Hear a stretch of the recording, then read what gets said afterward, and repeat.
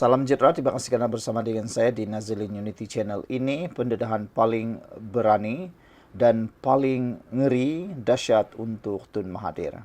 Adakah Tun Mahathir akan mengalami nasib yang malang di saat-saat penghujung usianya?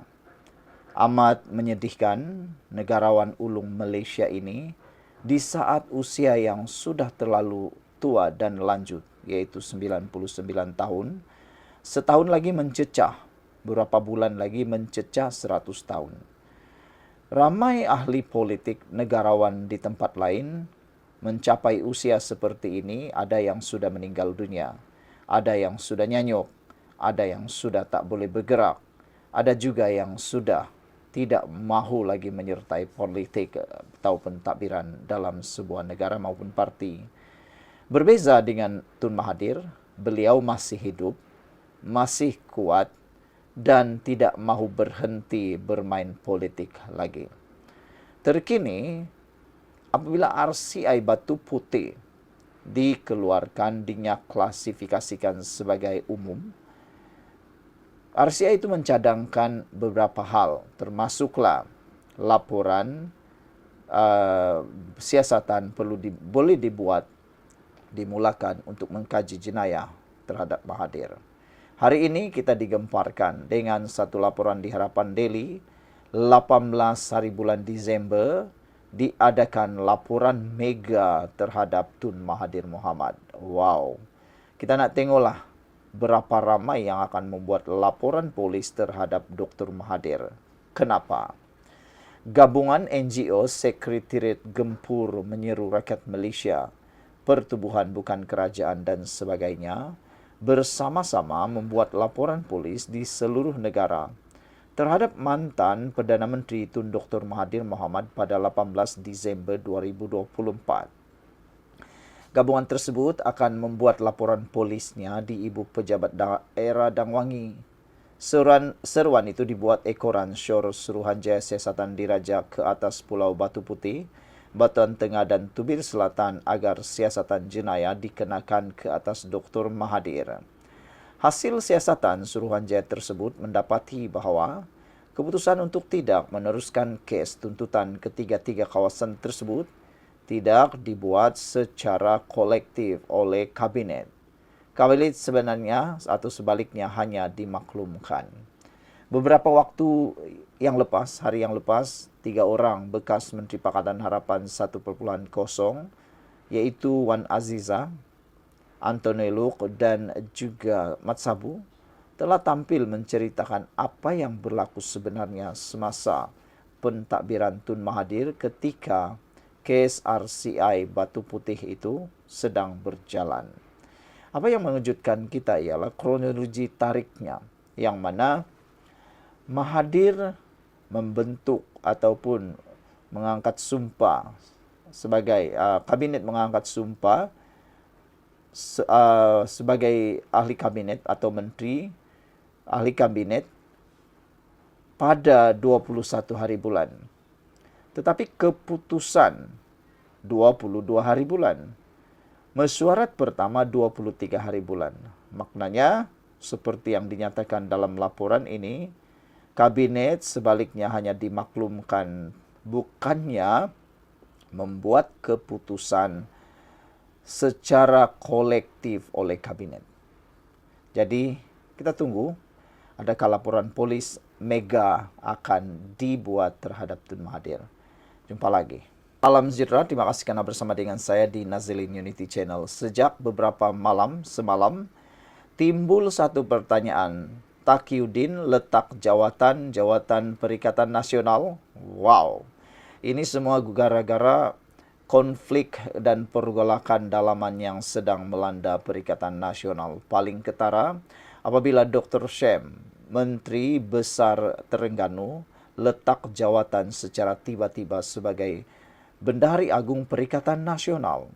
Dijangka itu adalah bibit permulaan kepada kehancuran dan perpecahan Parti Perikatan Nasional, dan dijangka itu akan berlaku tidak lama lagi dan bakal akan memperlihatkan mungkin gabungan baharu kerajaan perpaduan. Silap-silap hari bulan, PAS akan sertai kerajaan perpaduan. Tiada yang mustahil di dalam politik Malaysia. Semuanya boleh berlaku bila-bila masa. Taqiyuddin pula menafikan berundur dari jawatan dalam Perikatan Nasional. Ketika tanda tanya banyak bermain mengenai peletakan jawatan Ahmad Samsuri Mokhtar sebagai Bendahari Agung PN masih belum terungkai, beredar pula kabar angin mendakwa seorang lagi pemimpin kanan PAS mengambil tindakan sama. Semalam, Setiausaha Agung PAS Taqiyuddin Hasan turut melepaskan jawatannya dalam Perikatan Nasional. Wow, itu adalah desas-desus yang sedang berlaku. Namun Taqiyuddin nafi berundur dari jawatan Perikatan Nasional. Sebelum ini, Taqiyuddin merupakan timbalan Setiausaha Agung kepada Perikatan Nasional dan ada suara dari PAS menyarankan agar dia dilantik ke jawatan lebih tinggi Setiausaha Agung. Kepada gabungan yang melibatkan beberapa parti itu, bagaimanapun, Taqiyuddin menafikan dakwaan dia berundur. Wow, itu kabar angin. Tapi sudah banyak kali rekod di Malaysia ini kabar angin boleh jadi benar. Bila-bila masa ianya akan jadi benar. Mula-mula dinafikan sampai ke hujung langit dinafikan. Kalau boleh berani bersumpah menafikan. Tapi akhirnya apa? Benar-benar pula berlaku. Itulah yang berlaku dalam politik Malaysia. Dinamik dan macam biasa, tiada yang boleh dipercayai 100%. Namun demikian, kata Taqiyuddin, tidak benar. Saya masih lagi timbalan Setiausaha Agung Perikatan Nasional PN. Katanya kepada Malaysia Kini melalui mesej ringkas semalam tadi. Untuk rekod, jawatan Setiausaha Agung PN sempat kosong seketika apabila penyandangnya Hamzah Zainuddin dilantik menjadi timbalan Presiden Bersatu dalam pemilihan parti itu baru-baru ini. Ketika itu PAS melalui suara sayap pemudanya mencadangkan agar Taqiyuddin dilantik menggantikan Hamzah Zainuddin. Antara lain PAS berhujah Taqiyuddin lebih kanan dan berpengalaman, justru sesuai diletakkan di posisi tersebut. Ketika itu sudah disebut-sebut sesetengah pihak bahawa pengurusi Perikatan Nasional PN, Muhyiddin Yassin, bercadang melantik bekas Menteri Ekonomi Kerajaan Pakatan Harapan PH Azmin Ali sebagai pengganti Hamzah Zainuddin. Azmin merupakan pengurusi Perikatan Nasional Selangor. Pada 10 Disember lalu atau kira-kira 2 minggu selepas PAS membuat cadangan, PN akhirnya mengumumkan Azmin secara rasmi dilantik mengisi tempat ditinggalkan Hamzah. Berita itu kemudian disusuli dengan peletakan jawatan Ahmad Samsuri sehari kemudian. Dalam pengumuman PN yang dibuat Azmin selaku Setiausaha Agung, pemimpin Bersatu mengekalkan semua jawatan utama dalam gabungan tersebut. Selain Setiausaha Agung, Bersatu juga mengetuai sayap wanita dan penerangan manakala Hamzah diangkat sebagai salah seorang timbalan pengerusinya. PAS pula dikekalkan mengetuai sayap pemuda ketika persoalan mengenai punca Ahmad Samsuri berundur dari jawatan kanan dalam PN belum terjawab. Ahli Majlis Pimpinan Tertinggi Bersatu Wan Ahmad Faisal Wan Ahmad Kabal mengadakan sidang media di Parlimen pada 12 Disember untuk merayu agar PAS tidak membakar kelambu kerana marahkan nyamuk. Wow, apa pula pendapat anda tentang isu itu? Saya sudah pernah ulas apa yang dikata oleh Wan Faisal itu. Persoalan kita ialah siapa kelambu dan siapa nyamuk. Siapa kelambu yang dibakar itu dan siapa nyamuk yang dimarahi itu. Silap-silap Hariburan, kelambu yang dinyatakan ini ialah Perikatan Nasional dan nyamuk yang dimarahi ini pula adalah Muhyiddin Yassin.